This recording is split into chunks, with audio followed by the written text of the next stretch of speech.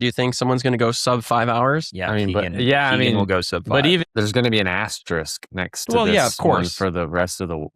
Here's my big take on it. This might be a controversial take, but I think this was the biggest mistake Leadville could have made in terms of like the reputation of the course.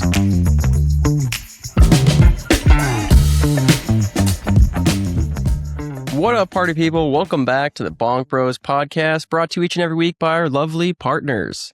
We can start with Matt Scarborough and his team over there. Have you touched base with Matt at all recently? He reached out to me last week. I think he's going to be going to. Isn't he going to the race that you're going to this weekend? What, Core 4? Core 4, or maybe it's not Core 4. Thought he was asked. He asked me if I was going to be at some race, but I wasn't going to be there because I'm going to be at Leadville. And I thought it was Core 4 because I thought it was the same time. But anyways, his people over at Scarborough Bicycle Accident Law are there for you if you need them in the event that you are unfortunately struck by a vehicle while you're out riding your bike. So make sure you save their contact information in your phone so you can reach out to them as needed. You've also got bike. Usually do Scarborough last, man. What's up with that? I know. I wanted to start with Scarborough first. You know, is that a best for last kind of thing, or is that a worst for last kind of thing? It's sort of a just It's okay. routine You don't have to thing. answer. It's like a routine thing. I just like, I don't know. At one point in time, I had the script written out, and Scarborough Bicycle Accident Law was third slot, and it just kind of stuck that way. But I wanted to flip flop it this week because Scarborough reached out recently and want to give him some love. So yeah. But Bike Tires Direct, though, I do have some news from Bike Tires. Well, not really news, but I might have some new favorite tires that I got recently from Bike Tires Direct. Actually, I got them like 6 months ago. They've been sitting in the box for like 6 months. Let's have a tire chat before Drew or Tyler. Yeah, we should have a tire chat now.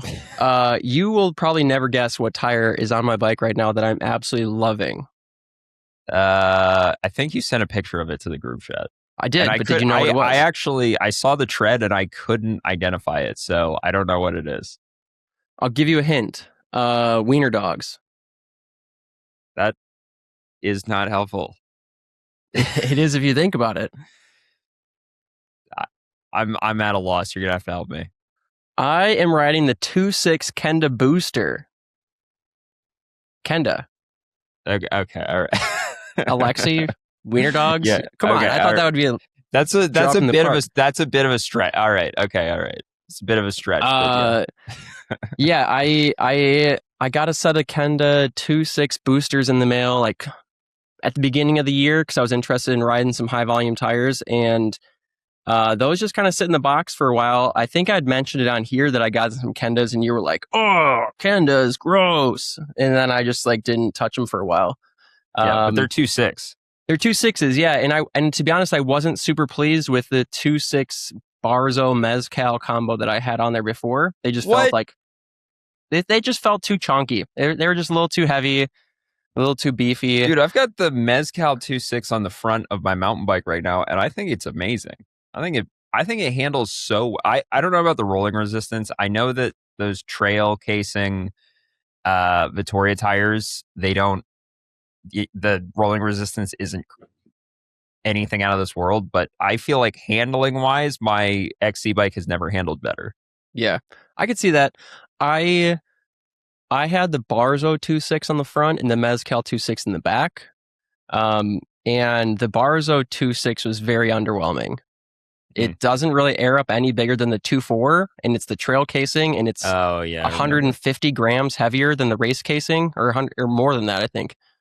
180 grams more than the race casing. So to me, it was just like, it was a waste of a tire. Like I was like, why do I even have this tire on here? Yeah, why would you ever have a 180 gram heavier tire? I mean, your body's only 10 pounds heavier than it was 3 years ago. So, dude, I could feel it though, man. I honestly can feel like that extra weight. The combo between those two tires was like 400 grams heavier. It was crazy. But because the Mezcal actually does air up to 2.6, like that is a bigger tire. But I just wasn't loving it. I just felt like it wasn't doing the job for me. So I was like, I'll just try these Kenda boosters before I go back. I was going to just put the Barzo 2.4s on because that's been my favorite tire all year. But I put the Kenda 2.6 boosters on, dude, and I'm loving those tires. They handle super well. They don't feel super heavy. I think I measured or I weighed them, and they're maybe like 60 grams a piece heavier than the Barzos. so not crazy heavy for the size. And they actually air up, measure 2.6. They air up like 2.55, which to me is like pretty good. But yeah, I've been loving them. I think they're a slick tire. So much so that I set my second fastest time of the year on our XC race course. It's like a 10-ish minute lap, call it. I set like my second, third, and fourth fastest time on my single speed on those tires. So pretty stoked on it. All right. But yeah, you know, a couple years ago, I tried out the Kenda Rush when I was in Colorado. I was thinking like, maybe I'll try these out, see if they're a good Leadville tire. I thought that the traction was decent. I think I had the Kenda Rush in a 2.4. Sure. I thought the traction was decent. I thought the handling was decent, but they didn't last 2 rides before I flatted them. And I think I flatted both of them, like both the front and the rear in 2 rides. Really? Okay. Now, I was riding in Durango, and there's some sharp rocks in Durango. I think you need kind of burly tires for riding in Durango. Maybe they would have held up just fine for Leadville, but I was like, I'm not going to take that risk. I'm just going to go with what I know. Sure. Yeah, I would have gotten the Rushes because that's, you know, like when I think of they're like XC tire, that's the tire that first comes to mind. But they only come in at 2.4. So the booster is what they had in a 2.6. So that's what BTD sent me. And yeah, I've been super, super pleased with them so far. I've talked about it plenty. I haven't flatted in like 3 or 4 years. So to me, like the durability aspect isn't as much of a concern. Or at least I'm probably not going to push that tire to the point where it's going to be tested for durability. Because I just like don't seem to push any tires to that point. I'd love to take like the flimsiest XC tire out there, like whatever that is, like maybe the Maxxis Aspen without the whatever it's called, the what's their casing called? EXO. The EXO casing, yeah, like the standard, like something like that, or like a Thunderbird or something, like, and just like rage on it like I normally would. But yeah, I just don't flat tires, so. Yeah, there's some people that just never seem to flat. Travis from SILCA said he hasn't flatted in I don't know how many years. He never gets a flat tire. Well, he's just probably trying to sell you on his sealant. Speaking of, anyways, if you want to get some Kenda Booster 2.6s, if you want to dabble in that 2.6 game, head over to biketiresdirect.com, type in the code bonkbros10 for 10% off. If you've never tried 2.6 on a mountain bike and your frame can fit it, that is an issue with a lot of XC bikes. I think most trail bikes can fit a 2.6. A lot of XC bikes struggle with fitting a 2.6. If you can fit it, I highly, highly recommend trying it. And I'm not like trying to sell you on bike tire, trying to get you to go to Bike Tires Direct right now. I'm genuinely telling you, I think it makes a world of difference for the handling of your bike. For sure. I even think that there is, and I haven't done testing on this, so I'm not going to say definitively. I even think that there's a decent chance that the rolling resistance on most types of mountain bike trails you would ride would probably be better on a 2.6. And the reason I say that is because time and time again, we find that cyclists choose tires that are too narrow. And then later on, we realize that a wider tire was actually faster all along. So, yeah, I mean, testing rolling resistance on the type of trails you're talking about, like anything that's other than just like your plain flat dirt trail, is really challenging. Because it's like, what is rolling resistance at that point? Is it just efficiency? Is it like point A to point B efficiency? Because that's really what it comes down to. Sure. And I feel like a lot of that is going to come down to the fact that like you can just roll over more shit on bigger tires, and you can hold your line better, and you can rail corners a lot better. Like the handling aspect, I think, contributes to that quote unquote rolling resistance in a way that's kind of like hard to quantify. But once you've experienced it, like you can definitely appreciate the value that the bigger tires bring. I would say it's the same as like 2.4s weren't that common 6 years ago. And then all of a sudden, like the 2.4 started coming out. Maxxis was calling them the WTs, the wide trails, and like everyone was kind of like shifting over to 2.4s. And that's when you start seeing rims getting bigger and things like that. And I would say like the shift from 225s to 24s, I almost feel like there's even maybe more of a shift from the 2.4 to the 2.6 than even those. But I think, yeah, I agree. I think people should try it. If you are in the XC category, honestly, like I've been super pleased with these Kenda boosters. So that would be one that I would try. Bro, I do like paycheck from Kenda or something. What's the deal? No, dude, I haven't ridden a Kenda tire in probably 8 years. I bet the last Kenda tire I think I rode was a cyclocross tire like 8 years ago. So it's been a long time since I've ridden anything from Kenda, and I was super hesitant before I slapped them on there. But I don't know. I just like them, so I'm talking about them. All right. But the Mezcal was good too, especially as a rear tire. I thought that was a great rear tire. I would have liked to have tried the 2.6 Mezcal front and rear just to try that combo. I think that would have been a good combo. This is my combo right now. I want to know what you think of it. I've got so they only make the trail casing version for the 2.6. You can get the race casing version in the 2.4, but you can't get it in the 2.6. Right. Unfortunately, I would love a race casing 2.6, but they don't make it. So I've got the trail casing 2.6 Mezcal in the front, and then I've got the race casing 2.4 peyote in the back. Oh, wow. Okay. So I'm going for like speed in the back, and then like not maximum traction, because I guess maximum traction would be the Barzo, but like more traction in the front. Dude, honestly, I'm telling you, the 2.6 Barzo, I don't think gives you anything over the 2.6 Mezcal. I think that you get so much more benefit from the higher volume. This is part of why I switched to, before I went back to the 2.4 Barzos, was our trails are like super rock hard, buffed out like crazy here right now. And if you've ridden really hard trails on tires that are knobbier, what you find is that you don't actually get better traction. If anything, the tire gives more earlier into the corners because the knobs are just flexing instead of biting in. So there's nothing for it to bite into. It's like railing on concrete. So I was looking at the boosters and I was like, these are like less, like the side knobs aren't as prominent. And the intermediate knobs are like, felt like they were pretty good and sturdy. So I was like, I'm just going to try them to see like if I get better traction on these like rock hard trails right now. And that's exactly what I found is like, I think it's a combination of the higher volume, but then also like the little bit less prominent tread profile. Just like way better traction on our hard pack trails right now. So I think it totally depends on the type of trail condition that you're riding on. I would not blanket say that the Barzo gets better traction than the Mezcal. I think with our trails right now, I think the Mezcal would be a much better tire than the Barzo even. Wow. All right. But yeah, those are two good 2.6 combos right now if you're in the market for that. The only other company that makes like a XC oriented 2.6 would be Maxxis with do they do just Recon or do they also do Recon Race and 2.6? No, I think it's just the Recon. Yeah. So it's like it's Specialized not quite does something XC in a tread, 2.5. but it's leaning more to the XC tread than most 2.6s you're going to find. Yeah.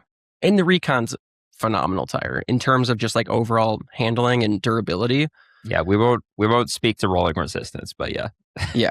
But again, like if you can freaking rail rock gardens because you trust that tire versus like dancing down it on a racing Rick or whatever, like it's going to be faster. Yeah, the racing Rick XC or whatever. And last but not least, I know you thought we put these in order of our favoritism, but that is not true. We have SILCA. And speaking of SILCA, dude, I just got a little care package in the mail from SILCA because I hadn't gotten my drip 2.0 yet. And I was like, yo, what's the deal? Like, I want to get this new drip and haven't gotten it yet. So I reached out and they sent me a sweet little care package and it included their new Terra floor pump. I'd mentioned to Richard that I haven't gotten a new floor pump since I like bought my first bike in 2014. It was like 12 years. I've still had the same Blackburn standard floor pump. And it like finally started to kick the bucket. Like the gaskets were all getting all dry rotted and shit. And it like it wasn't super reliable. So they sent me their new Terra floor pump and it is sick. Like it's like one of those things where it's like it's a tool and it's just a tool. And I try to treat tools like they're tools. Like I try to use them as if they're tools. But it's like nice enough that I'm like, I don't really want to just like throw it against the wall in the garage like I used to with the Blackburn, you know, like I want to actually like place it over there nicely, maybe like build a little shelf for it so it like can, you know, act like a trophy, you know, it's like a trophy tool or something, like it just looks so nice. And no, Richard did not pay me to say that. He just was being nice and sent me the Terraflor pump because he felt bad probably. Wow, but that's what a nice guy. What a Richard nice guy, is. but it is sweet. So I think it's something that we often overlook with SILCA is their tool lineup. We always talk about their, you know, well, that's what they originally did was pumps. I know. Yeah. Yeah. Like frame pumps and stuff too, I think. Yeah. Like some sick ass frame pumps. But yeah, if you're looking to step up your, I mean, I don't know if it's not really a gain. It's just like a tool game, maybe. You know, it's not like a marginal gain. It's not a maximal gain. It's just your tool game, you know, which is cool. Everyone likes to have cool tools. You can check out the SILCA Terra Pump over at silca.cc and use the code bonkbrosaug, AUG, for some cash back. Man, I feel like people underestimate, like, no one calls it cash back, but really, if you think about it, that's what it is. It's like we're giving you instant cash back. You just take that money, you just keep it in your pocket. Bro, you could be a skeevy used car salesman right now. What do you want to get into first? Should we dive into the controversy? I don't know. We were waiting for Tyler. Tyler is like our man over. He's been sending us all these. Yeah, I don't know Tour if de Tyler's Femme coming on here. We could updates. talk about Tour de Femmes controversies. Okay. Felt like there was a lot of them. I mean, I would say that the main one to get into first is Cassia getting squeezed out while trying to follow Demi on the look, I don't know the names of these climbs. I'm sorry. I'm never going to know the name of a road. I don't even think it had a name because I think it was like an uncategorized climb. I think it was just some random little bump in the road. Yeah. For those who missed it, Cassia Neo-Adoma was in the yellow jersey. Demi Vollering is being led out by her teammate. Right when Demi Vollering launches up this climb, her teammate Cassia's on the outside, and her teammate is now on the inside while Demi is going. And Demi's teammate squeezes Cassia so that she has to coast for like 2 seconds and then go over to the other side before she can go to follow Demi. And then there you go. Demi already has a gap. And Cassia was very upset about it. I mean, like immediately in her post-race interview, it was like, I think she said the words, "I lost all respect for them today." Yeah. Which, you know, it would be nice if we had Scott on right now because he's obviously like a road racer who's good at crits. And he said on the group chat, he was like, if that's illegal, then I should be banned from the sport and put in jail. Yeah, I mean, so Tyler sent us. Oh, here's Drew. Tyler sent us in the group chat. He sent us like the YouTube video highlights from the stage and was like, here, catch up on the latest controversy at Tour de Femme, and he sent us the clip, and I watched it, and I was like, oh, I think I missed it. So I like went back again, and I watched it, and I was like, oh, I think I missed it again. I was like, maybe it's not the right point in the race. So like scrolled forward, and I was like, nah, she's just solo off the front now. What's going on here? So like went back, watched it again, and I was like, I think this is what he's talking about, but I just like couldn't see it. I was like, yeah, it just looked like a standard corner to me. Like and maybe she just had bad positioning going in or something. It's like maybe she wasn't anticipating that attack was going to go, but it didn't seem like the comment was like, you know, she squeezed me into the barriers, and I'm like, dude, have you seen someone getting taken into the barriers before? Because like clearly not.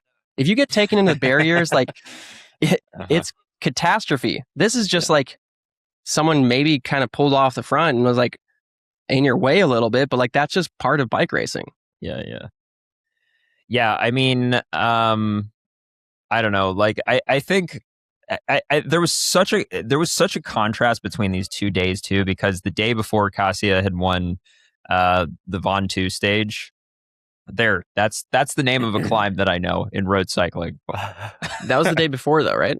Wow. Yeah, that was the day before. So obviously the day before she won the Von 2 stage, and it looked like Demi really screwed up the tactics that day. And and then it was like a polar opposite shift the next day. I'm not saying Cassia screwed up the tactics. I'm just saying, like, obviously Demi won the stage, took the yellow jersey back, and then, you know, I mean, people, her interviews couldn't have been more polar opposite as well. Like, obviously, if you win the stage, you can give a great interview, but I think when you don't win the stage, I think it's like kind of it's kind of like whenever Remco doesn't win, you're like, oh boy, this interview is about to be good. You know what I mean? And like, you know, most people can be a good sport in their post race interview if they don't win a race. And like, I don't want to say Cassia was a bad sport. Like, I'm sure in that moment she felt like she was like cheated out of a chance to try to follow Demi, but I don't know. I was like, I don't think that's a good look. Yeah. Did you watch it all, Drew? I just caught up on all of them last night. Yeah, it took me a while to figure out where the controversy was. Yep. But yeah, I pulled up I think there was like a Lantern Rouge video, and he talked about how they kind of like clipped out the turn. So like apparently there was video on people's phones probably that had it better. But just from the live coverage, you couldn't really see what happened to that turn. Yeah, Tyler had sent that too, so I had looked at that, and to me, it just kind of looked like, I don't remember what the teammate's name was that squeezed her out. The French girl, Celia or something, or Cecilia. I think it's Celia. Something like that, yeah.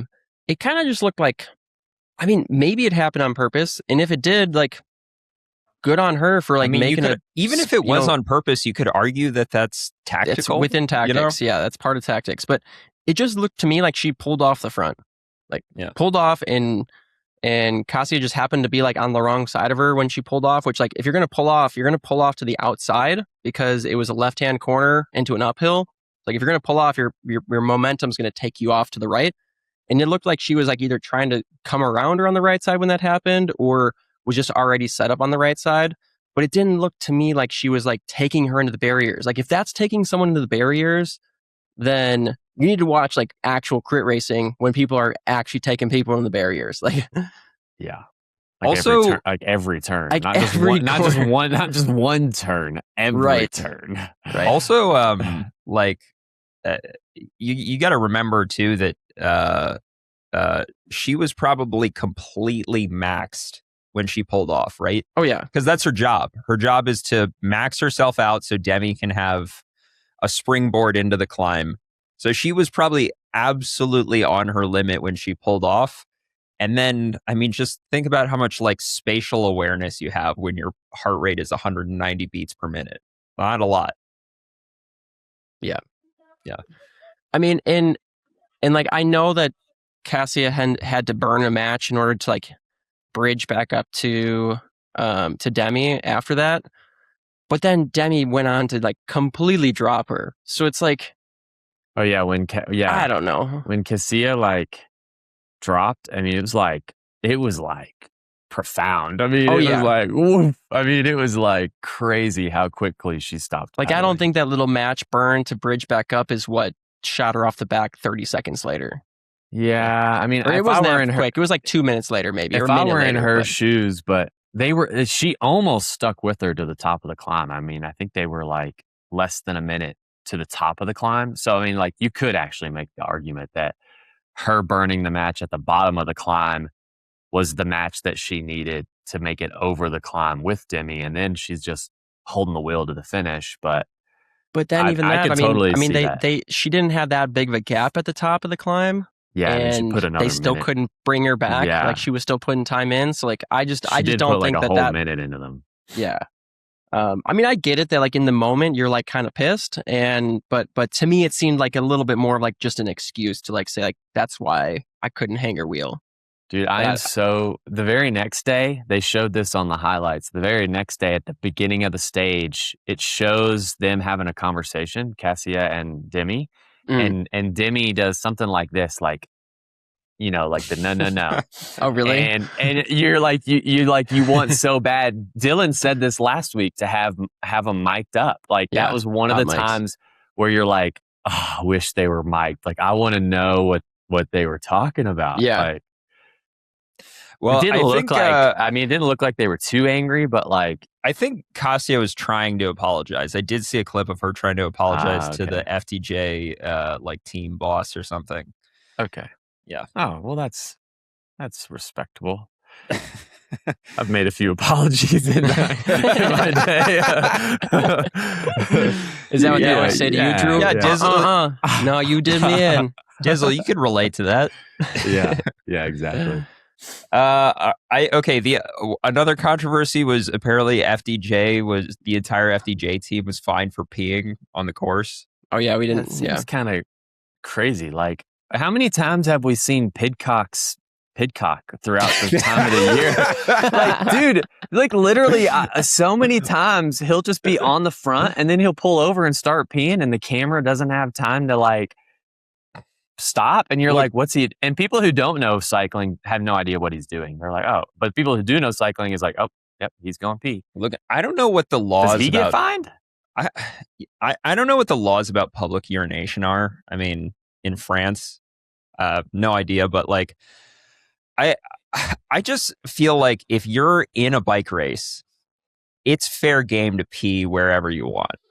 Maybe like wait for the spot where there's less spectators. You're like, maybe don't pee on the people watching. But I mean, I guess maybe that's what they're there for. Is I remember Crusher one year had a rule, like they were very explicit, like no peeing on the course, and if you get caught peeing, you get disqualified or something. Well, this isn't the farmer. This isn't the farmers. This is that's Steamboat. No, that's Steamboat. Yeah. Okay. No, this is Crusher. This is the one in Utah. And I was like, dude, it's the middle of nowhere, Utah. Like, there's no one out there. There's no porta potties. Might actually help. Dude, you might actually help. Bladder. Like, you have to hold your full bladder all the way to the finish line. It might have been in a drought, like 100 bike riders peeing on some crops might actually. Oh, dude, Utah could use some piss. For sure. Yeah, that seems kind of silly. I think almost every race you sign up for has some kind of rule that says like no public urination, but like everybody does it. So it's like, well, yeah, what are you going to do? Yeah. I've been on the start line of a cyclocross race and like I think I remember Danny Summerhill, like we got 2 minutes before the start of the race and Danny Summerhill decides he wants to go pee. So he just walks over like 10 feet from the start line and just pees on the sidelines and then comes back to his bike and we start the race a minute later. Like, and I'm thinking like fans are everywhere. Everybody just saw it. It's like, well, you got to go, I guess, before the hour starts. You got to go. Yeah. Yeah, I know a lot of people have been saying this, so this is not some sort of hot take, but the way that the Tour de Femmes was set up, like this is also probably partially because, Tade in the men's race is so freaking dominant that it becomes boring. Like, I mean, that's what Tyler was saying the entire time. But the yellow jersey in the last, like, I don't know, 3 or 4 days, it like switched hands every day. Mm-hmm. Is like with 3 different riders. Got the yellow jersey. Now Demi's got the yellow jersey. Like, it was the way they had it set up. Maybe it's the way they had the stages set up, or again, maybe it's just because like Tade just makes men's racing so boring. That could also be the case. But it was like the GC battle was infinitely more exciting than the GC battle in the men's race. Yeah. So I've got a couple takes on this.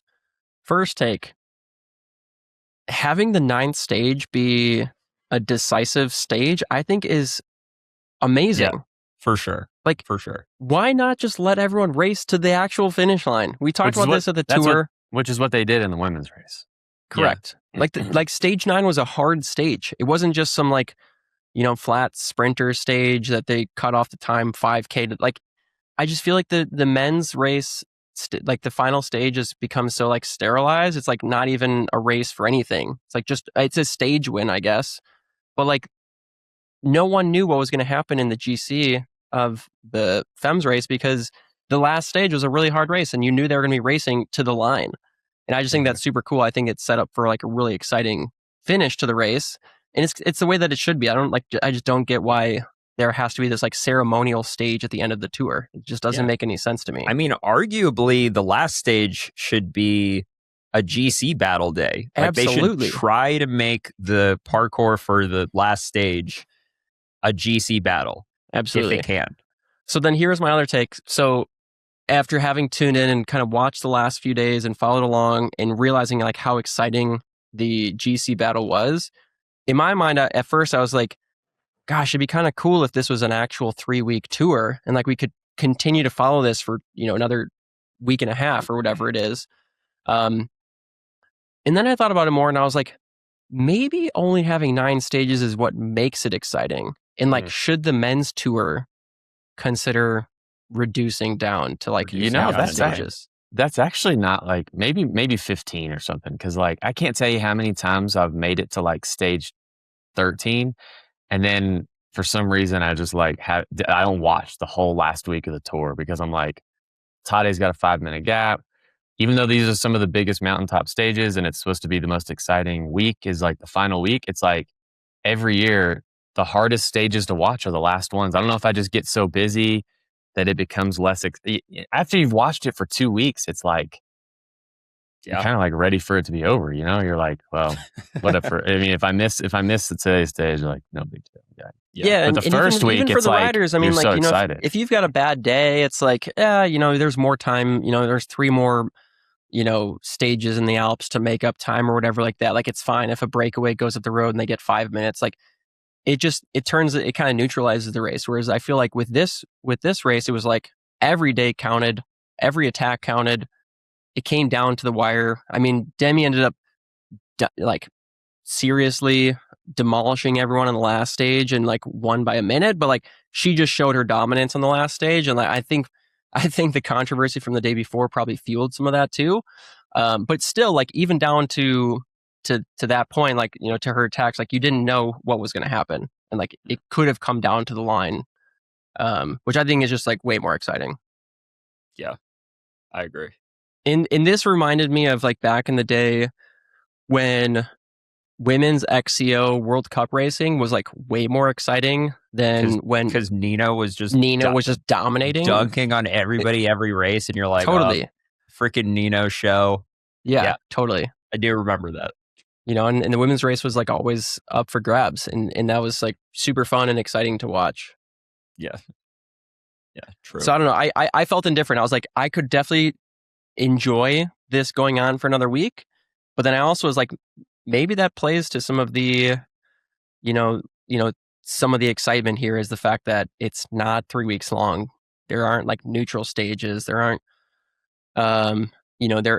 there's like more risk reward, I feel like, involved when there's only 9 days. Yeah. Okay. One last controversy from the Femmes. Apparently the post that Demi made, crossing the finish line on the last stage, so basically like the winning post, she like her post up? No, like her Instagram post. I thought you were talking about the post up too. Her Instagram post, it was an AI image. What? And the way that you could tell was because the tiny little sponsors on her jersey were incorrect. Or like when I say incorrect, like you could tell they were not actually the sponsor logos. They were like, no way, some AI generated logos. Hold on, I gotta see this. Yeah, you're gonna have to look it up. And I believe Demi has taken down the post. Fix it? So. But how does that even happen? When did it end? I mean, I guess I just watched it the last stage last night, so in my head it ended last night. But it ended on Sunday. She's got 20 posts of her in the yellow jersey since she's won. Are some of the logos like backwards or something? They're just weird AI. They're logos. Different colors and stuff. They're just weird AI logos. Somebody had a post about it, and I can't remember who it is. Oh yeah. Oh, That's funny. It's that's the world we live in, I guess. I mean, yeah. I mean, also, like, I think I found it. Yeah, I just typed in Demi. Do we think that she did that just because she wanted to enhance the image? Can you guys see this? Yeah, I can see it. Yeah, that's the one I'm looking at. I mean, they both look pretty similar to me, though. So, it looks similar, but when obviously you zoom in on it, like the words are all just jumbled up. Like what AI normally this does. is obvious. I don't know if you can see those sponsor logos, but see how they're not exactly right. Like they're AI generated logos. Okay, got it. Yep, that's funny. Yeah, I don't know. The photo. I mean, the photo is a real photo, right? The one on the left is a real photo, and then the one that she used is like an AI generated recreation of that photo. Yeah, do you think she just like tried to enhance it? I don't know. Or she like didn't have the rights to the photograph or something. Maybe. Yeah. Yeah, I mean that could be. That'd be kind of crazy. The AI. So on YouTube, maybe she wanted to look a certain way. You know, like sure. Hey, I mean, you know, make this photo, but make my biceps bigger. Yeah, make me look yoked. Yeah, make me look yoked. Yeah. The like on YouTube, AI generated thumbnails have basically taken over YouTube. Yeah, I saw one last week that I was like, I won't name names because you have an AI generated thumbnail on your video right now. Which one? The one of you winning the Lifetime Grand Prix. Yeah. That's kind of like that. Yeah, but that one's like actually like it's obviously like the AI. whole thing is fake. Like I couldn't even just take a real image and recreate it. I literally had to make up the whole image because the whole concept of that video was like unreal, you know? Right. I guess I'm talking about like when people just take a real photo and turn it into AI. I saw one a couple days ago that it did look a lot more clickable than this page's normal thumbnails. But then the first thing you think is, this is so clearly AI, and there's something just off-putting about that. Like, yeah, when you just see an AI thing, you're like, oh, what a lazy turd. All they did was type in, give me a thumbnail. They didn't do any work for that. I think, maybe other people that aren't as heavily invested in YouTube don't care about this. I could easily see that being the case. I think when I see a obviously AI generated thumbnail, and I realize that we have obviously AI generated thumbnails for the Bonk Bros podcast. So, yeah, that's okay. I think when you see an obviously AI generated thumbnail on a YouTube video, I'm kind of like, is this just an AI video? Because like sometimes you click on videos and the whole video is generated by AI, and it for real? Yeah, you've definitely a whole video. Well, you've definitely watched one. What do you mean? What do you mean? I've definitely watched one? Because they're all over the internet.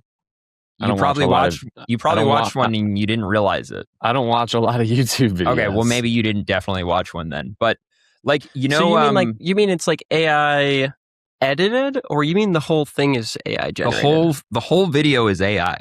Wow. Wasn't there some controversy around Toy Story 5 and that people were trying to say that Toy Story 5 was AI, but it wasn't. Like actually like but not Tim Burton. Whatever, the one comedian, and they actually did do the voices. What's the line between something being AI generated and like CGI generated? I don't like. There's AI built into the CGI software. That's like what people are like trying to wrestle with right now. Like, what is too much AI? On my last doping video, I used an AI thumbnail of the guy holding out the syringe.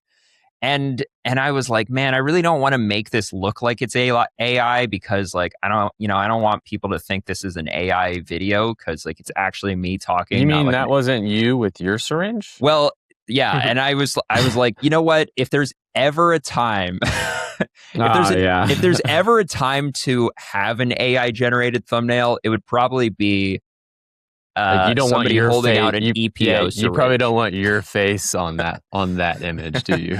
Yeah, like my face with an EPO. I don't want that on the internet. Why didn't you just do a picture of Lance Armstrong with all of his? He could have had a whole handful of them. There's just one. There's way too many. There's way too many thumbnails with Lance's face on it on YouTube. I didn't want to add to that. Is your Lance Armstrong? Is yours like obviously AI? I'm trying to find it right now. If you go to my channel, I mean, you can tell me how obvious you think it is.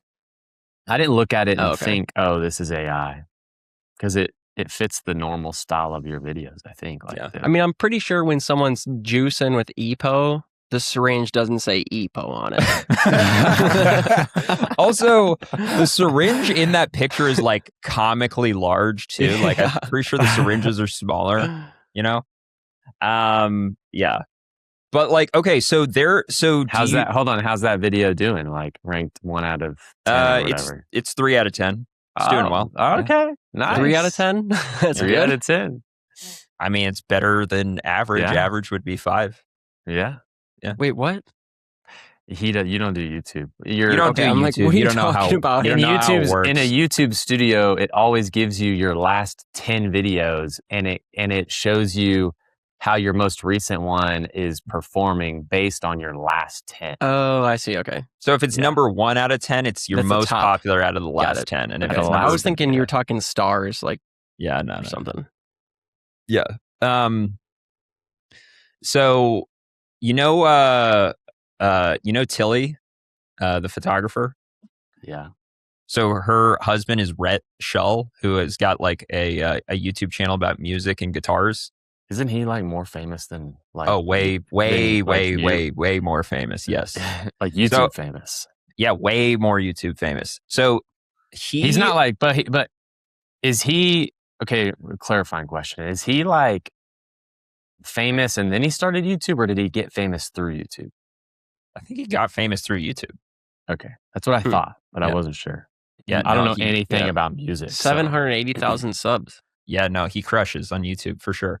Anyway, the reason for me bringing that up is because he had a video. Somebody created an AI video that ripped off his video. Like the background looked the same. It's kind of like me in your background right now, actually, Drew. I'm ripping off your. I know. I'm like, I'm in a whole. I'm like trippy. I'm a little nervous. I'm like, man, I don't think anybody else has been up there before.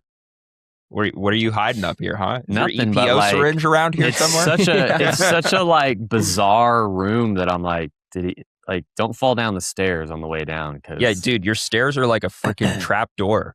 Yeah, it's kind of bizarre.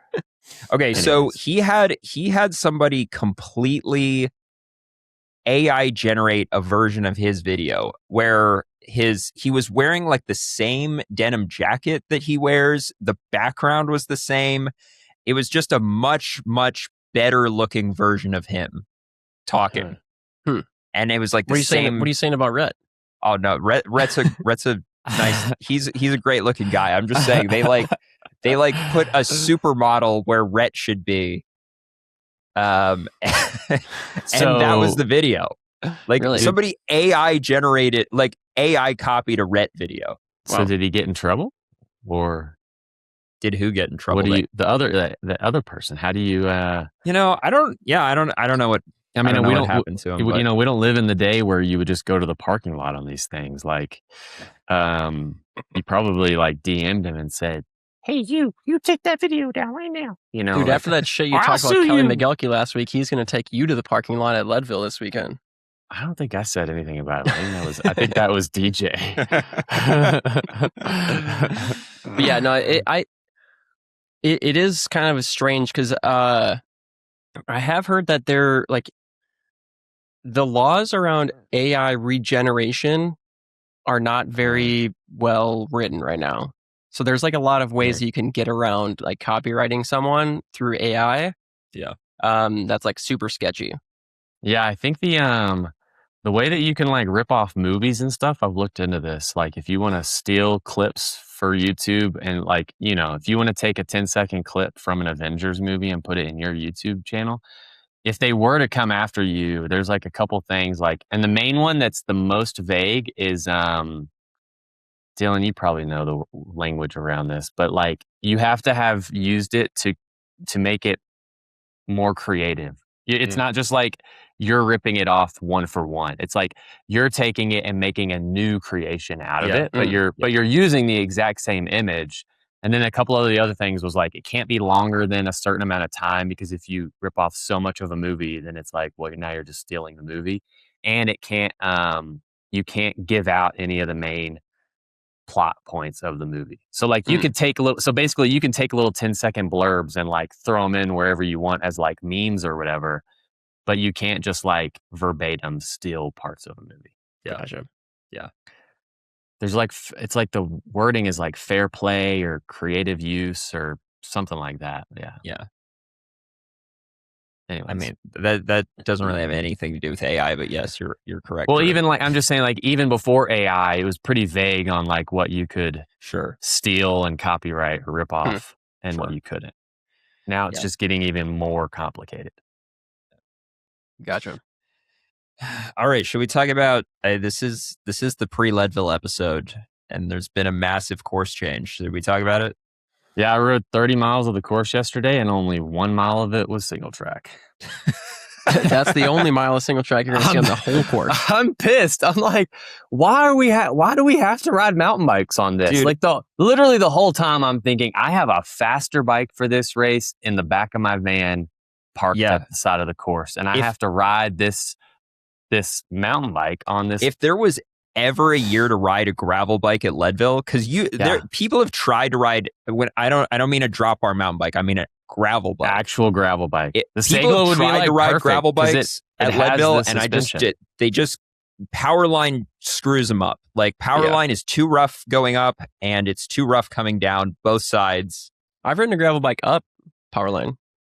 Sure, but it's not optimal. Not 80 miles into the race, but it's not optimal. When I was on the course yesterday, it was my fastest time up Powerline ever. I saw people out there on their gravel bikes, and I'm like, yep, I have to ride this. If there was honestly like the way they set up the Leadville course now, I wouldn't call it a dirt road race or whatever people like to call it, or it is just a gravel race. It's an off-road race. You're saying you would call it an actual gravel race? I would just call it a gravel race. There's gravel races that are more mountain bikey than this mountain bike race. There's gravel races that are more mountain bikey than the old course used to be, for sure. I will say the old course Powerline, like up and down Powerline, like that is mountain bike territory for sure. So yeah, and I would say coming down Columbine too. Yeah, and that's a big part of the race. Like so. That's why I always said I think a drop bar mountain bike is the fastest bike for this course. And I didn't say I think a gravel bike is the fastest for this course. The new course, so in case people haven't been following and they don't know, they had to take out Powerline because of the wildfires. And Drew, you can probably tell us better. So Sugarloaf up, Powerline down, outbound, and then obviously in reverse, Powerline up, Sugarloaf down, inbound. So really the only climbs left are Keevens at the beginning and Columbine in the middle. Yeah. So Drew, you can probably tell us, but are they literally just taking the road now around Powerline? I never did I don't even know where Powerline is because I've never done it before. But yeah, from Keevens, you drop down Keevens and go through like a campground. I don't know if you did that before or not. And then from there all the way to the feed zone is paved. Yeah. And then after the feed zone, you get onto like a little dirt road that is like a little bit of climbing, but not. And that's what you use to connect to Columbine, which I think that was. So that's all the same. All of that would be the dirt same. Road. The only thing that's changed is between the top of Keevens, basically, and the bottom of Powerline. Because the new course connects to the old course at the base of Powerline. Okay. Yeah. Which is close to the feed zone, right? Yeah. I mean, it's almost all pavement. It's way more of a road race now than it's ever been. I mean, it really. So you know how Drew, I was like, man, like at Leadville, you really just got to ride your own race. I think I take that back now. I know. I was thinking it yesterday. I was like, if I'm in a bad group, I mean, Yeah, if you go a little over your limit on Kevins, but you end up in a better group for the next 25, 30 miles, it's probably worth it. Yeah, I've already kind of figured that out in my head. And then if things kind of reshuffle on Columbine, yeah, that might be a different story. But because that climb actually is long and hard. And yeah, I mean, times are going to be way faster. Like, I don't know if they're going to be an hour faster or 45 minutes faster, but it's going to be pretty significant. Well, so in order to get the belt buckle, which used to be sub 12 hours, you just had to finish the race in 12 hours. Now you have to do it in 11:15. So they just knocked off 45 minutes. And then in order to get the big belt buckle, which used to be 9 hours, now it's 8:15. So again, they took off 45 minutes. Okay. So they're predicting it's 45 minutes faster. Yeah.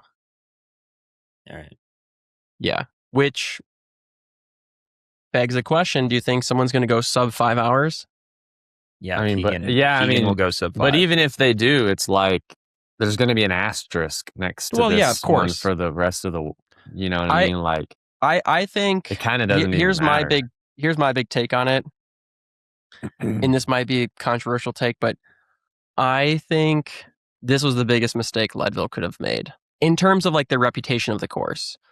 I get that they probably did it for logistics reasons. They probably wanted to have the least amount of impact on the race day logistics as possible. So they wanted to have the aid stations all in the same place. They wanted to have all the course closures in the same place. Like I get that they probably had to do that for logistical reasons.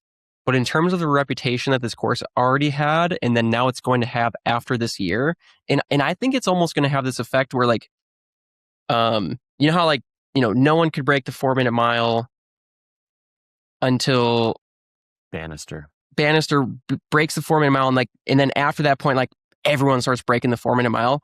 I feel like that's going to happen this year with Leadville. It's like people are going to have this like renewed sense of like how you can actually race this course. And even if it goes back to the old course, I think the times are going to be way faster now after this year, just because you're going to experience riding this course so much faster. I think it might have the same effect. And I just feel like it was an opportunity. Leadville banned drop bars this year. They had an opportunity to like make it into more of a mountain bike race. Like lean into that. Totally. Yeah. And they just went the total opposite way. And it's like, I don't know. I think there's going to be some people that are pissed off if they're doing Leadville for the first time. They get told what bike they have to ride, and now they have to ride this course that's like totally sterilized. I don't know the area that well, but are there not enough single track trails to make it more single track? There's tons. Okay, that's tons. I'm like, you're in Colorado. I thought single track was everywhere. It is close to the start and finish, so I can see how maybe like in the start of the race they didn't want to have a bunch of people riding through single track and like clogging up traffic and things like that. Like, even though that's what a mountain bike race is, like that's how every other mountain bike race is, is raced, is on single track. Well, and now they do corrals too, right? So like that would even help with. But like they could have even like done this route on the way out and then on the way back, routed through some single track, added some climbing. Like one of the climbs on the Silver Rush course that they did do the stage race through takes you up higher than you even go on Columbine. So it's like, in theory, you could have added more climbing to this course. You have access to it. Yeah, real close to the start finish line even. So I mean, I get it. Like, don't get on me for saying like you don't know what they had to go through to get this race to even happen. I get that. Like I know that there were probably reasons why they justifiably couldn't make the course logistically more challenging than it already is. But it's a bummer to see because I think it just I don't think it helps Leadville's reputation as a mountain bike race. Yeah, certainly not. Yeah, I mean this. And I think they should have said, hey, you know what? I know we said no drop bars, but we kind of had no choice but to change this course. Like maybe go drop bars one more year. Like why not just let people do that? I mean, I think that if there was no bike restriction and I was racing this year, I think I would just do it on my gravel bike with a suspension fork and 2.2s. Yeah, I think you'd want suspension. Like, yeah. I think 2.2s and a suspension fork with the gravel bike is probably what I do. And then I just have to put on like a much smaller chainring than I normally do for gravel racing. But that's probably the mods that I would make to my bike. Yeah. Yeah, literally the Rift like 3 weeks ago I did that on my Segla with two O's. suspension fork, and it's way rougher than what I pre-rode yesterday. I didn't pre-ride the whole course, but yeah. So what did you ride yesterday? Pretty much all the flat bit. Like so everything. You didn't ride everything. And stuff? I didn't ride Kevins or Columbine. I just did everything in between. Yeah. Okay. Yesterday was the first day I got up here, so I'm like gonna stair step my way up to. Today I'm gonna do Kevins. Tomorrow I'll do Columbine. Sweet. Yeah. It's just a bummer. It is what it is. I'm glad that we can still have the race, I guess. Like it would have been an even bigger bummer if you couldn't do the race at all. So that's, I guess, the silver lining. But yeah, I'm disappointed for any of my athletes that are doing it for the first time, or any of the other athletes out there that are doing it for the first time. Because I think you're going to leave being like, well, that wasn't really all that exciting or fun. But I also don't know if I really want to come back to like experience one extra section of the course. You know, it's like you don't quite get the full experience of the traditional course. Yeah. But you still get all the other But you also experience. don't get a better, like you don't get an enhanced experience. So it's like, I think that, and it's so expensive and so logistically hard. Like, yeah. I mean, yeah. I just feel bad for some of those athletes that this is their first go at it and they put all this time and energy into it and they don't quite get to have that full experience. Yeah, and I think the bummer too for those athletes, like they want to say there's a bunch of athletes that want to say they finished Leadville. Like that's the goal, right? Finishing Leadville. And if you finish it in 2026, can you really say you finished Leadville? Like it's the 2020, people will be like, yeah, but you didn't have power line though. So did you though? You know? Yeah, I mean, yeah, and like, you know, in theory, if someone goes 8:14, is it the same as saying they went sub 9? Like, do they get to wear that stamp of, you know, that badge of honor? I think the effort wise, yes. I think if you go 8, and I actually think going sub 8:15 is going to be harder than normal sub 9. On paper, it doesn't seem like the course actually takes off 45 minutes of time for those, you know, those 9-hour athletes. That seems like that's going to be a stretch. So on paper, I think that actually it's probably a bigger achievement to go 8:15 this year. I mean, we'll see with the results and how it shakes out. It could be a bigger badge of honor to wear that, but like, it's weird to say, you know, like, yeah, I went 8:14 in 2026. Yeah. When it didn't quite count towards sub 9. You know, it's like, how do you relate it? It's not as relatable. So yeah, I mean, for that matter, I feel bad for some of those athletes too. But yeah, like I've got some athletes that, you know, sub 9 is the big goal. And I do think that 8:15 is going to be a little harder also to achieve. If you're having this big of a deal about the belt buckle and a sub 9, dude, it's just a bike race. Like if you're going to be this disappointed that you didn't go sub 9 on the 8:15 whatever year and the power line and you probably have bigger issues in life that you probably need to reconsider. Like, yeah, I mean, that's a fair perspective. If that's what's gonna be disappointing you, yeah, no, I think it's a fair perspective. But on that note, man, I'm so. But I do think. I mean, do you guys think with oh this wait, much did you guys hear pavement, hold on. Oh, sorry, I can't. Go ahead. Go ahead. No, go ahead. No, because that could play into what I'm about. Did to you guys get hear into. who's doing the race? No, I haven't yet. Quinn Simmons. Dude, no way, dude. I said Quinn should come out. Yeah, Quinn. No way. And it's a road race this year. I've not actually seen the post, but somebody else told me that Lifetime made a post or something about Quinn Simmons doing the race. Well, yeah, so they did. I was just going to pull that up. Lifetime sent out, dude. Yeah, if there was a racing year for resumes, Quinn to beat Keegan, says who to watch out for. Sophia, Melissa, Cecily Decker, Keegan Swenson, Alexi Vermeulen, Cole Patton, Simon, John Gaston. So is Quinn not on it? Quinn's not on here. Maybe it was a last second thing. I don't know. When did they send that out? That was yesterday. No, that was, yesterday. Like at 3 p.m. Dang. Maybe it's on the, I don't know who, I can't even remember who told me this. It just like while I was driving here the other day, I was talking to somebody on the phone and they said Quinn was racing. No way. Yeah. That could be a big deal. If that's fake news. It is fake news. It is fake news? That is fake news. Oh. How do you know that? Well, let's keep leaning According into it as if to- it's real. According to Why would my friend Google lie? AI, it says Quinn Simmons is not actually scheduled to race the 2026 Oh my Leadville. gosh. Go to his Instagram. Is he posted pictures of him riding his mountain bike in Leadville this week?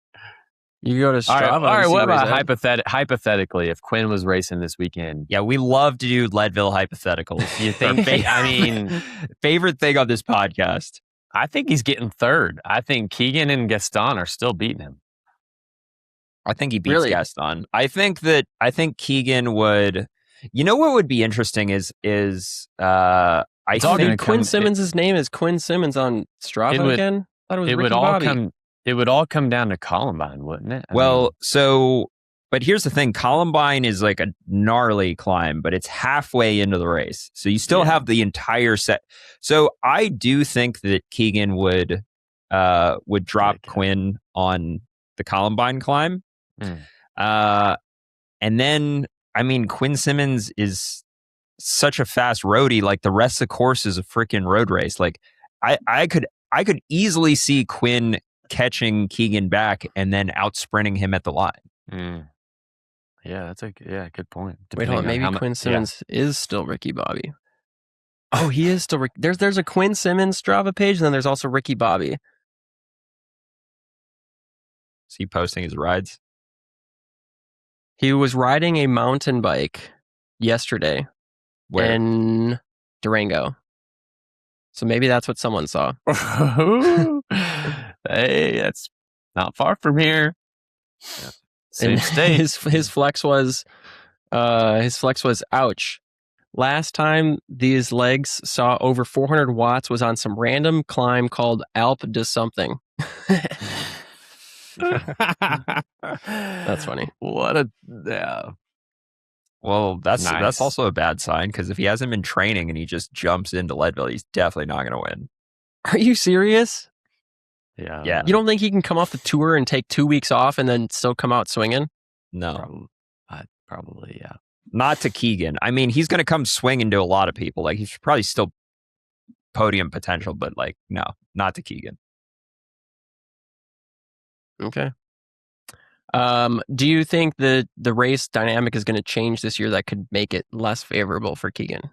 I mean, yeah, it'll definitely make it less favorable. It is less favorable, but it's still. I mean, the race as a Yeah. whole is still favorable to Keegan by a long shot. You don't think if he puts even, let's say, 5 minutes into someone up Columbine and there's a Didn't he group of put, 5 like- behind, they couldn't bring him back on the flats? Unless it's Quinn, no.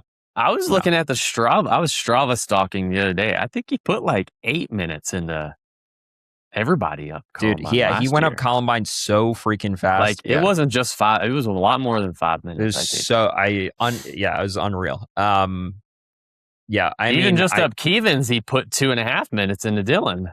Yeah, And that's only a 2-mile climb. And I'm thinking, holy crap, I'm going to be 2.5 minutes behind at like. Just think about how far hopefully. that is. Yeah. Yeah, like I'm going to be halfway up the freaking climb. Yeah. Was it last year that he flatted too? Or was that 2 years ago? That was 2 years ago. Okay. Here's the thing. Like, if it was a group of 10 riders coming down Columbine, chasing down Keegan, then they would have a chance. It's not going to be a group of 10. It's not going to be that tight. It's going to be 2s and 3s at the most. Yeah. So, no, it's not happening. Well, Yeah. who do you think aside from Keegan, who do you think some of the other hitters are going to be for second and third? And I mean, I think Gaston is always up there. Do Lexi's we know been if he's top- racing for sure? I mean, I just assume he does it every year, but I don't know for sure. You just read his name on the list, didn't you? Yeah, I guess it does say, lastly, while not on the Lifetime Grand Prix roster, John Gaston will be sure to put up a fight, having finished on the podium the last 4 years. He's 4 years running. He's other than Keegan, he's the best Leadville athlete. I mean, I would also say that the new course suits him worse. Simon Pelode got third last year, and I would say the new course suits him better. I saw him yesterday. Yeah. I mean, Simon Pelot is definitely. What would be... and last year was his first year doing it, so now he's got the experience too. Like, yeah, he might be a contender. Well, yeah, last year it was Simon and Gaston. I think we're neck and neck with Keegan to the base of Columbine, and then they kind of stayed together all the way back down to the base of Columbine inbound. And then I don't remember. I think Gaston actually gapped Simon on power line. It's like I think they were together all the way pretty much to power line. Mm-hmm. Which this year you're not going to have power line to have that kind of like late race attack. Sure. And from what I've heard too, I haven't done this climb, but I've heard that the pavement climb going up the backside of Keevins is not nearly as hard or steep as the old road climb used to be. Like that used to be like a kind of kick in the teeth too. You know, you'd get 90 miles in the race. Now you've got this like pretty steep pavement climb, but I've heard that it's kind of more of like a gradual climb going up to the top of Keevins now, which is what you would have ridden, Drew. No, I'm riding that today. Oh, okay. I jumped in right before, or I cut that. I just cut that part off yesterday. Gotcha. Okay. Yeah. Yeah. I mean, which means that won't be as tactical a place to attack either. Yeah. If they really wanted to make the race interesting, they'd have to take out Columbine, unfortunately. Yeah. Right. Yeah, I would. I'm probably going to go with Melissa for the women. I mean, she won 2 years ago, and then last year she got second to Kate Courtney, and Kate Courtney is not racing. So I think Melissa's a shoo-in. Yeah. Have her results this year been up to par to her normal results? No, because she broke her elbow. Oh, that's right. So she didn't. She wasn't even. She didn't do Sea Otter, and she didn't do Unbound, and she did SBT, but she was like, still dealing with the broken elbow. So you're thinking she's coming into Leadville like primed? That's what I think. All right, it's a good take. So you're taking Melissa and Keegan? Yeah. But Keegan's like a shoe. Yeah, I mean, you would have to be dumb to not pick Keegan for this race. Obviously, anything can happen in a bike race, But yeah, I don't know. Part of me wants to say like, hopefully Simon Pelot is makes it an exciting race. Maybe he stays with Keegan for longer than last year. I don't know. Yeah. So who's your picks, Drew? Keegan and Sophia. All right. Has Sophia ever won Leadville? Yeah, she has. How'd she do last year? I want to say top 5, but I can't remember the exact placing. What was the top 3 last year? Kate Courtney, Melissa, and who was third? Was last year the year that Lauren Stevens had the bottle controversy? Oh, yes, it was Lauren Stevens. Yeah. Yeah. Which is Lauren Stevens doing it? She's in the GP. She must be, right? Yeah. She? Yeah. Okay. Well, I'll take the underdog picks, and I'll go with Lauren Stevens. I mean, I don't think she's like a super underdog, but in terms of, she would have been second last year, right? No, she would have been third. Okay. Yeah. I'll take Lauren Stevens. I like her chances, and then I'm gonna take Braden Lang. Nice. I like that. I like that pick. I mean, I don't know. I think this new course probably suits him less as well, because there's like real no benefit to having, Buco mountain bike skills, but we'll see. I like that pick though. That's a I mean, hard pick right there. Everybody knows how the real hard pick feel would be, about Braden Lang. The real hard pick would be Gaston, but I feel like that's the real hard pick would be Gaston. All right, dude. After he's like almost, I wouldn't say almost, but he's been the closest one a whole lot. Yeah. It would before Gaston retires, if he were to win Leadville at least one time, that would be like a storybook moment for sure. If Keegan had decided to go cross-country mountain bike instead of endurance mountain bike, Gaston would be like a 6-time Leadville champ at this point. Absolutely. Yeah, I know.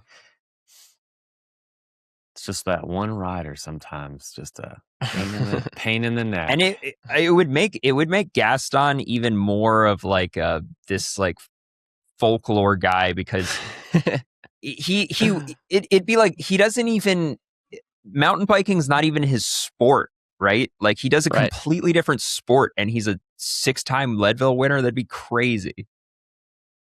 Yep. Yeah. All right.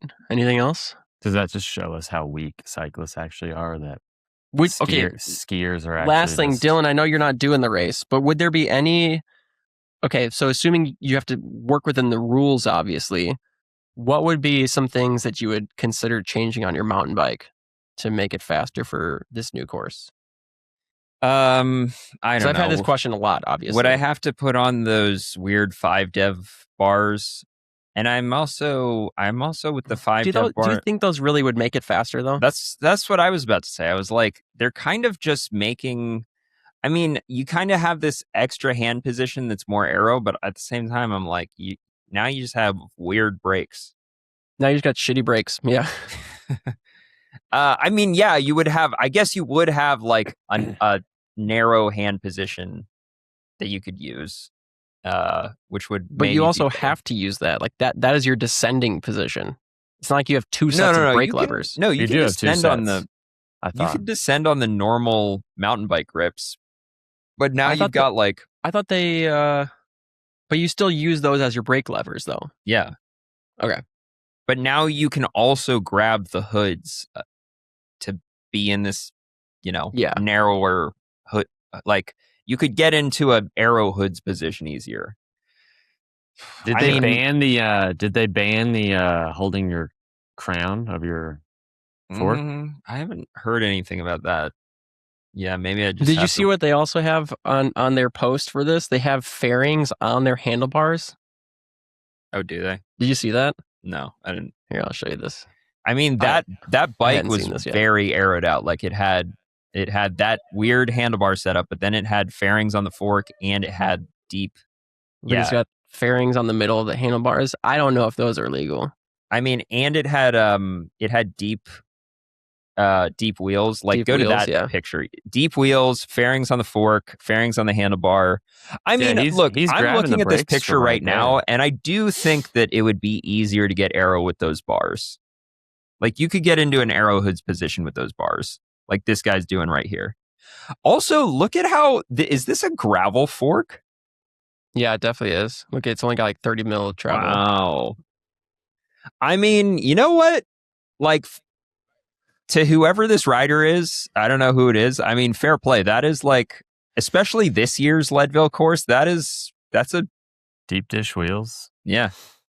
That's a Leadville bike right there. Yeah, but I mean, do you really think the gravel fork is buying you anything?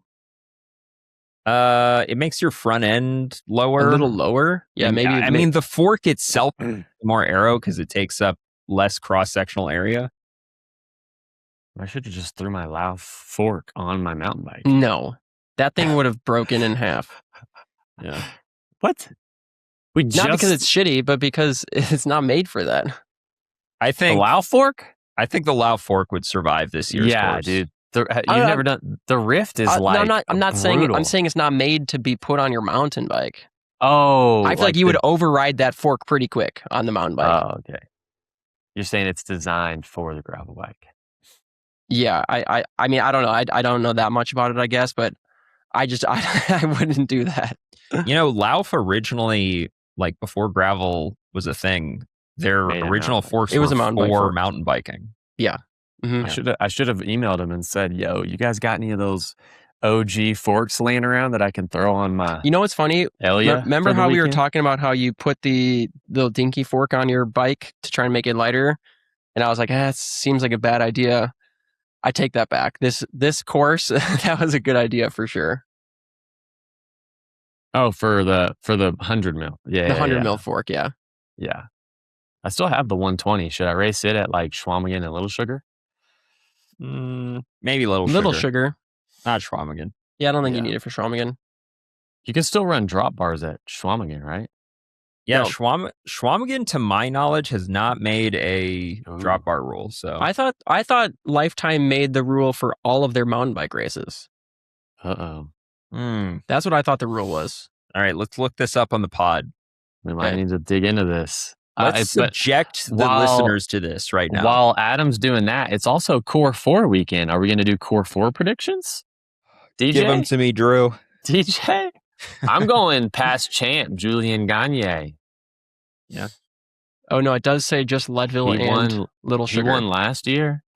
He's got the winning momentum. Plus, he's my teammate and friend. I'm saying Chase is probably going to try to go for an early move. I'm not trying to spill the beans. I haven't even talked to any of these guys, but Chase always goes for an early move. and I feel like Chase hasn't had that many opportunities to do the early break because the races that we've done haven't, like at Unbound, there wasn't an opportunity for that. Yeah. So I feel like he's real eager to do an early break, like as soon as he can. So I'm excited to see that happen. I think those are our only two. Carter, one of our Devo riders, Carter, is probably doing it as well. So we'll have 3 dudes in the race. Yeah. Just in case you didn't hear, you can use drop bars at Schwamigan. Oh. Did Google AI tell you that? No, I looked up the press release from when they made so the Dillman post. gets to ride the drop bar mountain bike that's been sitting in his garage since Schwamigan last year. You still have one set up? Dustin? No, I don't. My Uno is set up with normal bars right now. Oh yeah, you're on the Unos. For some reason, I thought you were still on the Allied. Yeah, you're on the Uno. Yeah. You've only got one of those bad boys? Yep. Must not be very high on their sponsor list. Why don't you sell that Allied and then you can just buy an Uno? I don't need to buy one. They gave me one. Oh yeah, thanks for I shouldn't say thanks to Dylan for finally sending me his Leadville files. I should probably say thanks to PETA for hacking Dylan's computer and sending me his power files for Leadville. I've got all of your normalized powers from the last couple of years and your training. Helpful? Yeah, I think it helped. It's going to help me pace. I'm going to pace 10 watts higher than Dylan's highest normalized. So, although that's probably a bad strategy because the course is shorter and all that. But no, that'd be a good strategy. It does give me a good if you're going to go harder, this is the year to go harder. Yeah. But I also think it's going to be a lot more of like what we were saying. Like I was looking at Dylan's power files, and you did a really good job at steady effort the whole time. I mean, I told you, dude. In 2023, I sent you the 2023 and 2024 file, right? PETA sent me all of it. So yeah, I have both of them. 2024, I cracked a little bit at the end. 2023, but even when you cracked, it looked like pretty darn steady to the rest. I mean, it only dropped off a hair. Like, yeah, it wasn't. You say you cracked, but it was probably more of a perceived thing. But looking at the power file, it wasn't that bad. Crack is a bad word. And not just because you don't do crack. You faded. Yeah, I faded a little bit. My time was only like, I want to say I got 6:26 the year before, and then that year I got 6:29. So we're talking about a 3-minute difference. Like that's not cracking, obviously. Faded would be the right word. 2023, 3 minutes. 2023, I would say I could not have paced it better. Like the pacing was as spot on as it could have possibly been that year. 6:26.45, 17th place, 228 average, and a 259 normalized. But you normalized more the next year, 264. But part of that's conditions and all that, I guess. Yeah, I do think the conditions were faster the year before. Oh, I didn't see this when she texted this to me. She's got a K equals, and that must be Keegan's time. Keegan equals, 5:43, 5:49. Yeah, that's funny. So Keegan went 6 minutes slower, and you only went 3 minutes slower. So maybe, and your power was higher. So I think 24 might have been your best performance. Yeah. I mean, I think if conditions were the same as the year before, I probably would have gone faster. Yeah, but It dumped here last night. It was like a huge thunderstorm, and it's supposed to rain more Wednesday, Thursday. But does the course? I'm assuming doesn't really get muddy because No. The rain will help. The rain will help make the course faster because it's so dry in Colorado that when it rains, it kind of just becomes hero dirt instead of like really loose and sketchy like it normally is. Okay. Yeah. Dylan, what was your how much did you weigh when you did those years?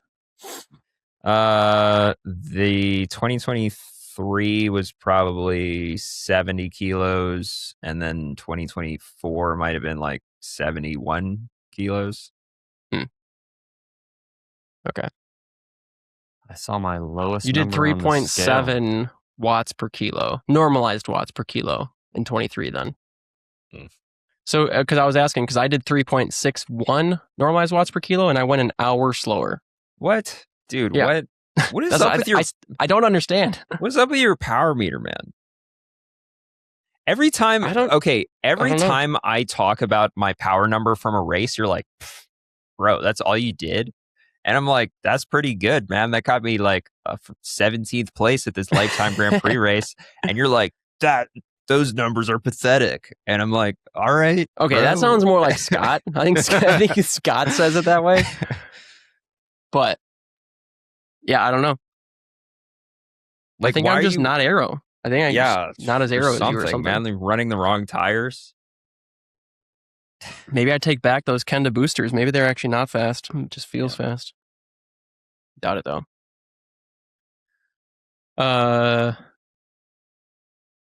This is your first time doing Core 4? Yeah. Sweet. It looks cool. I've got a couple athletes that are going there, and I was looking at the course with one of them yesterday. Looks like a sweet course. Looks like there's a lot of rain in the forecast, so it might be a real mud year. And it's going to be super humid, like over 80% humidity. Yeah, I don't mind the humidity. I mean, I ride in bad humidity all the time. That's just I guess that's my bread and butter. But like, yeah. I mean, it sounds like if it's a mud year, it's like unbound mud, and it just comes a shit show. So, what's your bike setup going to be? Just the normal felt breed. If it's a mud year, I think I've learned my lesson after unbound, and I'll probably run 45s, even though that is nails on a chalkboard. To hear suspension myself say fork that. or no suspension? I got the rigid fork on just because I'm doing Gravel Worlds the following weekend, and that's definitely a rigid fork course. So, what will your 45 tire choice be? Can't talk about it, bro. Got it. You're just gonna have to wait and see. Wait and see. Taylor did remind us that we were supposed to do bonker balling this week too. Oh yeah, we did make that big announcement. I know. Last week. All right, let's bust through like three bonker balls. We could do a few of them, yeah. This first one, Dylan might. Dylan, are you staying at my house indefinitely? Yep. Like all week or just last night? Just last night. And you're driving up the rest of the way today? Yep. All right. Sorry the AC wasn't on. It's okay. I was like, we're not going to be there for a month. I'm not paying for the AC bill. You just turned the AC off completely? It was 90 degrees. Like, dude, you know how the little AC good thing for your house, says, man? You got to at least put it on like 80 something. You know how the it's AC not like the thing pipes are going to freeze like they do in the winter. No, but you're going to get like mold and shit in your house. Like it says the temperature, it said 90 degrees inside of Drew's house when I got there. Yeah, but the basement was probably okay, right? Yeah, it was fine. I mean, I'm not complaining. Like, did you turn it on for him or did you keep it off? Yeah, you guys can turn it on. Or you think I'm sitting in a 90-degree room right now just recording this podcast? It'd probably be like 120 in the attic. Really trying to heat out. Yeah, it gets real hot in the attic. Hopefully you turn the window unit on. I did, yeah. Is it on right now? Yeah. All right, good. We can't hear it. I've always been curious if you can hear the window unit from the other side. And now that I'm on the other side, it's reassuring. Never heard it. We can hear the garage door sometimes, but that's it. Yeah. I don't know why the garage door. I think it's more of like the vibration. Yeah, well, the garage door is like an earthquake going off because it's literally connected to right under where my desk is. Yeah. All right, what do you guys think of this drop bar fat bike? All right, let's describe. So we got a salsa. Looks listeners. like probably a bear grease Weapon of mass destruction. That's what he called Weapon of mass destruction. Sitting at 23 pounds, dude. That's freaking light. What? That's no crazy. way. Those head wheels. Those head fat bike wheels are super light, relatively. Yeah. The tires themselves probably weigh 23 pounds. Yeah, Look at those suckers. Those aren't even like the Fast Boy fat bike tires. Those are the Van Helgas. Those are chunky. I like how they just ripped off the NASCAR logo. I think this is a Bear Grease.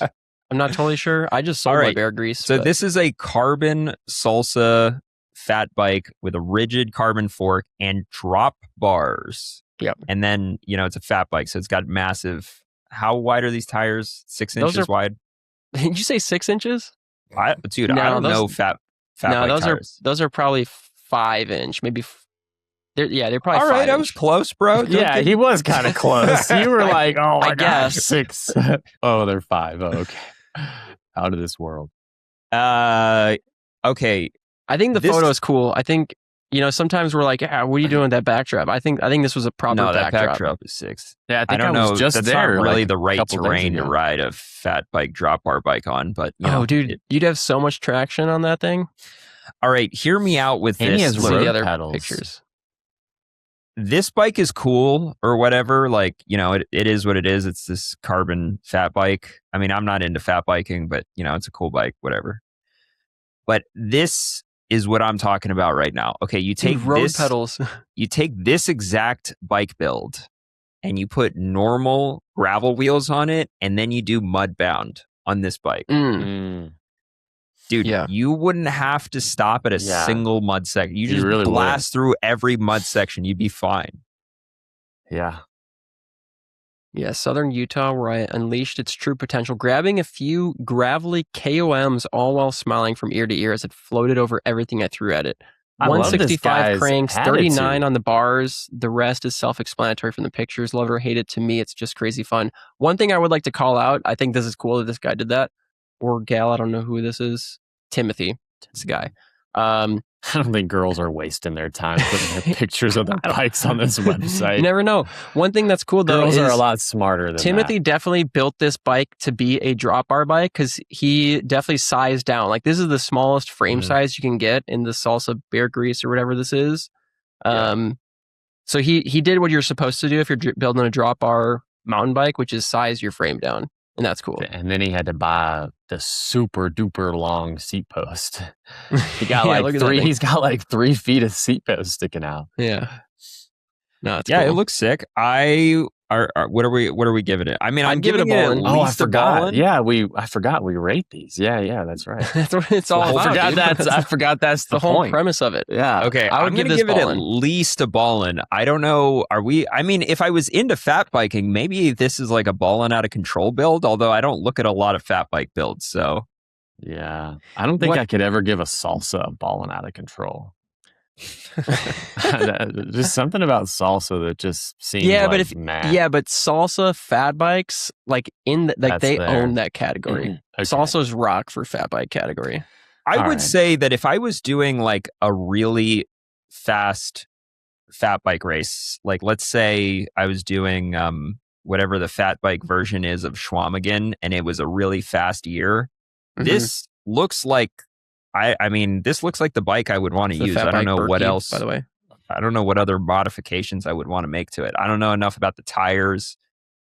Maybe I'd want faster fat bike tires. Those look pretty knobby. Remember how like before AI was a thing, they'd have all these like crazy futuristic road bikes and the frames would always be like super curved. That's kind of what this is reminding me of, is like those futuristic looking road bikes where the frame is all curved. It is. It is kind of. It's like it's almost got like a Pinarello look.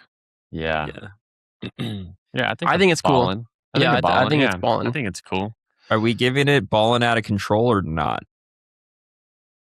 I think it's I think it's a little too niche to be ballin' out of control. Yeah, but I love niche bikes. Okay. If you want to give away your first ever balling out of control, because I don't know if you've ever given true, one, dude. I give balling out of controls. All right, if you want to give it a balling, I'm going to give it a balling, but you can give it balling out of control. All That's right. fine. It's like a balling 0.5. How do we? I think it's at the top. It's not letting me vote. Oh, you have to sign in. If I sign in though, it's going to take me away from this page. Yeah, no, that's okay. Don't do that. Just know that that's what Go to the button rate. Go to the button rate. I know, but all right, Tim, you got a balling out of control from Dylan for this one. When I click rate, I think it's going to take me to a different page or something. You got to sign in. All right. Well, anyways, next we got Kevin McSheezy. Balling on a budget since this sport is stupid. All right, read this. All right, so Kevin McSheezy says, I'm balling on a budget since the sport is stupid expensive. Almost all of the cycling equipment I own is secondhand from Facebook Marketplace or hand-me-downs from friends, but I like showing up to races with inferior equipment and still competing against homies with all the $10,000 plus bikes. I snagged this 2021 Canyon Exceed CF7 off Marketplace for $950, but had to drive 4 hours to get it. Upgraded to GX Axis drivetrain and did a Garbruck cage and pulley wheel upgrade because I broke the stock cage. Okay, well, at least it's because he broke it. All right, look, this is stuff kind of suck though. This bike on a budget, dude.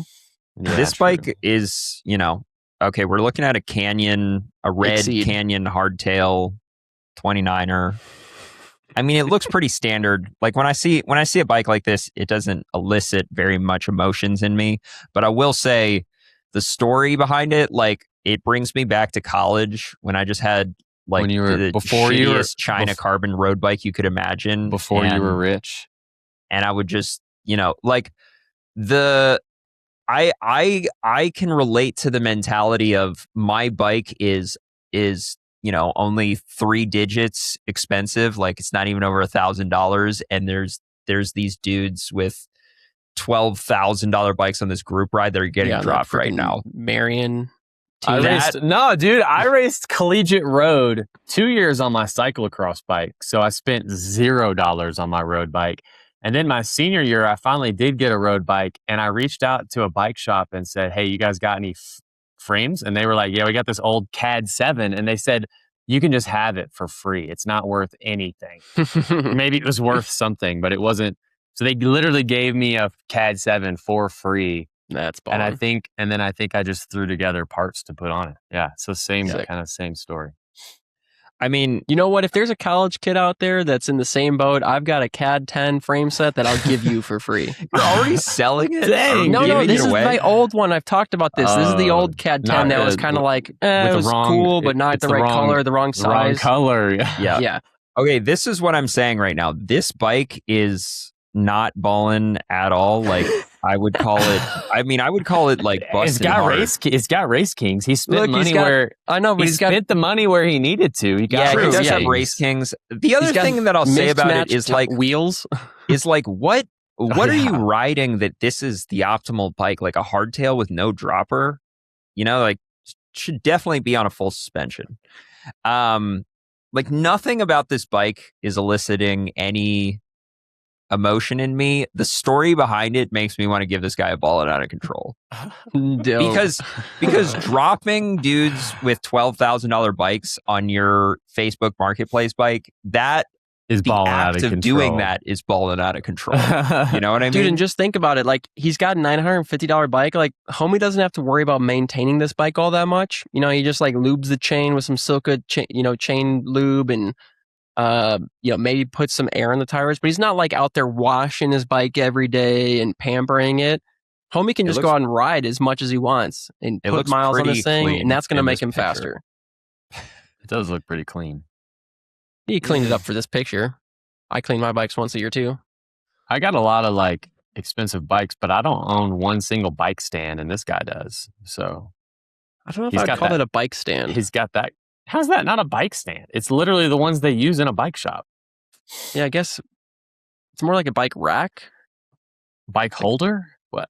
Isn't that what a stand is? Stand. I guess it's not a work. It's not a work stand. It's not a work just stand. A bike is what stand. I'm getting at. Yeah. You don't have a bike work stand?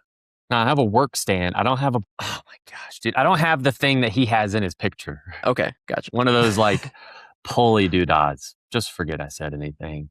Okay. All right, Two I'm balling gonna out of give it- controls in a row, dude. That's Wait, wild. scroll down a little bit. Kevin McSheezy.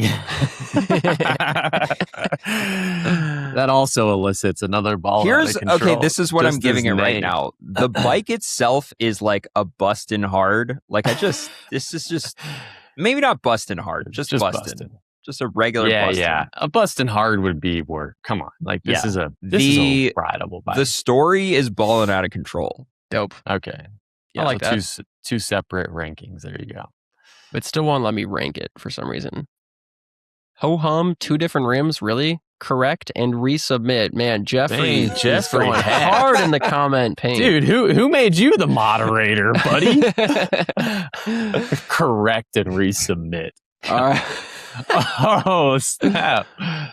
Wait, is that my note? Oh, Death on wheels. Brother-in-law just had to build this death machine. Okay, so we're looking at quad spoke wheels. This is a Klein full suspension with a fork. Was this the first ever full suspension bike? It definitely looks like it's got. It literally might be 4-spoke carbon wheels. It's got XTR drivetrain from like the 90s. I mean, the whole bike's from the 90s. So this looks the bizarre. Mantra Comp is what the frame is called. It says the front fork is like this weird linkage. The frame is just an aluminum stick. Like literally the whole, if you were to just sell the frame set, it would just be that aluminum line that says Klein, because everything else is suspension. Like the whole back half of the bike is rear suspension, and the whole front half of the bike. There's no down tube. It's just an aluminum tube. You know what is hilarious to me is like, what if you just took all the parts off and said selling this frame set, and it's literally just an aluminum tube. You know what's hilarious to me is that old school mountain bikes from the 90s, they've got, like, we're talking about narrow bars and cutting them down to like 620 or whatever. Dude, the bars on this bike are probably like 510s or maybe 480s. They're so narrow, right? And it's got those super long bar ends. Yeah, so they're like, those would back be good in the for 90s. Leadville. Yeah. Back in the 90s, they were like, oh, like, my bars are so narrow, but to get more leverage, let me put these bar ends on. And it's like completely negate. Like, what is the original point of cutting the bars narrow? Like to save weight, but then you have to put more weight on the bike with the bar ends. I don't think it was a weight thing. I think it was just an ignorance thing. Ignorance, yeah. It probably was. You're right. The stem's like a 150 and it's blue. That is a long dong blue stem. Yeah. Is it a double stanchion or is it like a lefty? It's hard to tell. It's a righty. Righty. It looks like a righty. It only has it's definitely a double because it's got rim brakes. Okay. True. Oh yeah, you're right. Yeah, just from this angle though, you literally cannot see the other. Wait, side. did they never have lefty rim brake? Maybe no, not. They had back when Cannondale did rim brakes, they had the head shock. Okay, that's right. Yeah. Did you guys ever own a lefty? No. I did. Every time I had to take the front wheel off to put it on my roof rack, you have to take the whole brake caliper off because the only way to take the wheel on and off is from the side. It doesn't go down; it comes off to the side. So you have to take the brake caliper off to take the wheel off, and that's how I would put it on my roof rack. Yeah, in college. I don't know why. Are they? That's not the way anymore. You don't have to do that anymore, but that is how the original ones were. Yeah. I mean, I don't know what to give this thing. This bike like should be in a museum, not really ridden anymore. Yeah. So I don't know, like if it was in a museum, or might be. And look at where the bottle cage is too. It's on the suspension linkage.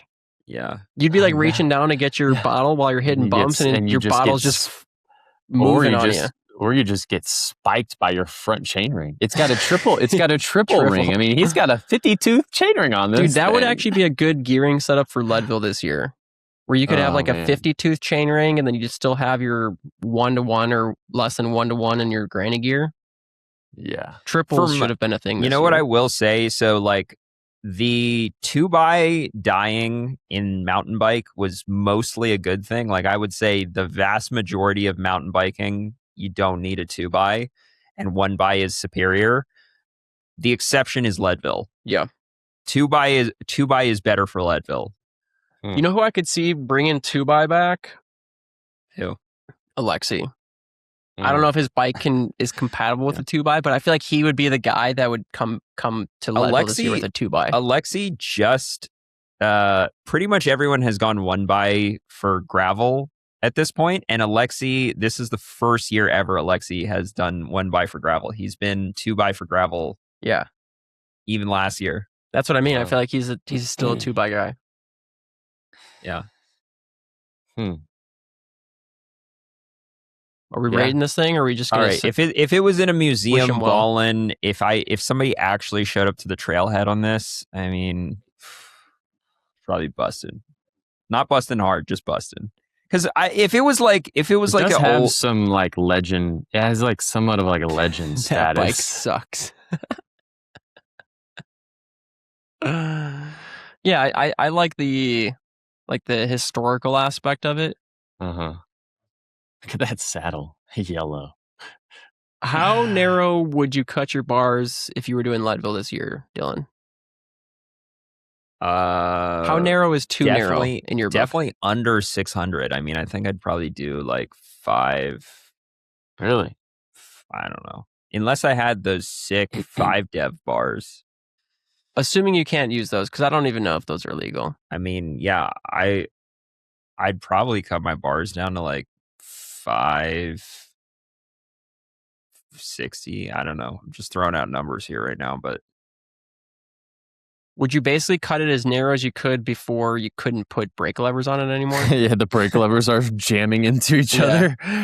Well, because I had 640s, and then you just take them and make the brake levers separate. You make them different angles, and what you run into is eventually your 25.4 diameter bar starts tapering out so that it can 25.4, bro. What is this? Then like 2005? No. Where the clamp is 25.4. Yeah, if you're in 2005, what is it now? 31. No, that's the stem clamp. I'm talking about your brake lever clamps. Oh, like where your grips go on. I'm pretty sure it's 25.4.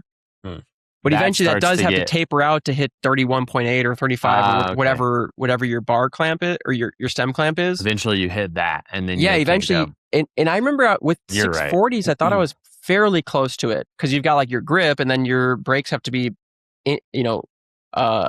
interior to your grip to some extent. So I want to say I was like not that far from the taper. Maybe I'd do the Lachlan and just have the stem that's pointed 90 degrees down. You remember that bike? I do think you'd want to have it as low as possible. Yeah. Yeah. Because you cut yours to like 600, didn't you, Drew? 620. Okay. And you like it there? 62. 62. Yeah. That's like what my brain thinks is like I cut these down to 62s. And you like it though? Yeah, it feels fine. Yeah. Cool. It even feels fine on the single track. Like I had him cut like that in Flagstaff, and it felt fine on the single track too. Yeah. Trying to find a picture of mine. All right. I don't know. This seems like a show though. Got anything else? Yep.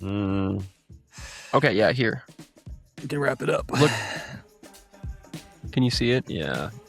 Oh yeah. So it was pretty close to where it starts to taper there. Yeah. All right. Cool. Wrap it. Sweet. Good luck, Drew. Right, good luck at Leadville. We'll see you out there Friday. Thanks.